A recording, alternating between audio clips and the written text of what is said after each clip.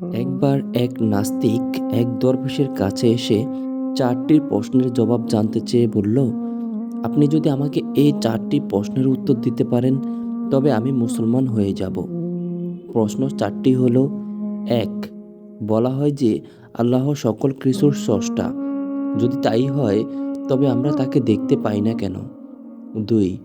না দেখেই আল্লাহকে বিশ্বাস করার কথা বলা হয় কেন? ৩. ইবলিশ তথা জিন জাতি আগুনের তৈরি, সুতরাং ওরা জাহান্নামের আগুনে কিভাবে পুড়বে, অর্থাৎ আগুনকে আগুন দিয়ে কিভাবে পোড়ানো যাবে? ৪. বলা হয় যে আল্লাহর ইচ্ছা ছাড়া কিছুই হয় না, তাই যদি হয় তবে মানুষ তার কৃতকর্মের জন্য শাস্তি পাবে কেন?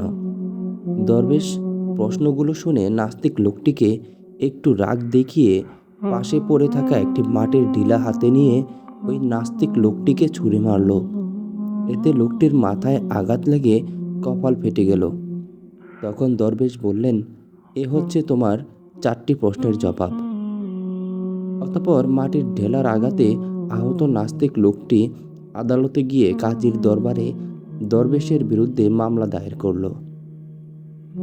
কাজী ওই নাস্তিকের বিবরণ শুনে দরবেশকে জিজ্ঞাসা করলেন, আপনি ওই ব্যক্তির প্রশ্নের জবাব না দিয়ে এভাবে মারলেন কেন? উত্তরে দরবেশ বললেন, এ হচ্ছে তার ৪টি প্রশ্নের সঠিক জবাব। এর দ্বারা তাকে আহত করা আমার উদ্দেশ্য ছিল না। ঢিল ছুঁড়ে কিভাবে প্রশ্ন ৪টির জবাব দেওয়া হলো এর রহস্য উদ্ঘাটন করার অনুরোধ করা হলে দরবেশ বললেন,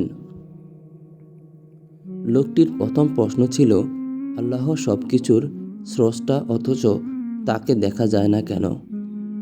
জবাব হলো, ঢিলের আঘাতে এই ব্যক্তি ব্যথা পাওয়ার কথা বলছে, এর অস্তিত্ব কোথায়? ব্যথার যদি অস্তিত্ব থেকেই থাকে তবে তা দেখা যায় না কেন?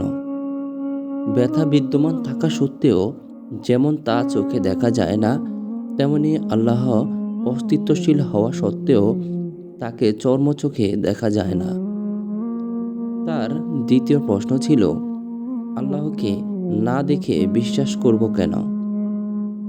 চোখে না দেখে যদি ব্যথার কথা বিশ্বাস করা যায় তবে আল্লাহকে না দেখে বিশ্বাস করতে অসুবিধা কোথায়?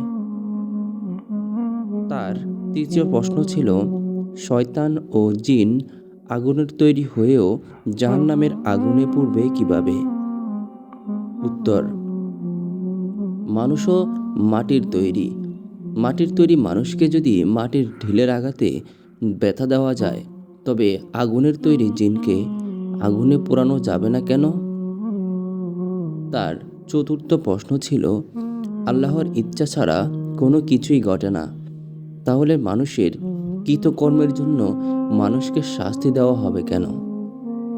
উত্তর, আল্লাহর ইচ্ছায় যখন সব কিছু হয় তবে ঢিল ছোড়া, তার গায়ে আঘাত লাগা, রক্তপাত ও ব্যথা সবই তো তার ইচ্ছাতেই হয়েছে।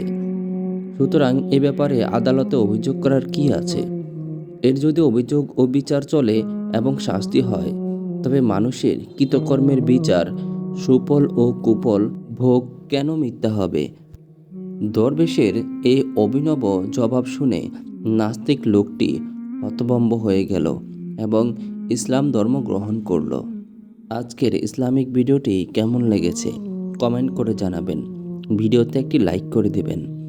আর এমন আরও ইসলামিক ভিডিও পেতে চ্যানেলটি সাবস্ক্রাইব করে রাখবেন। আল্লাহ সবাইকে ভালো রাখুক এবং সুস্থ রাখুক। আসসালামু আলাইকুম ওয়া রাহমাতুল্লাহি ওয়া বারাকাতুহু।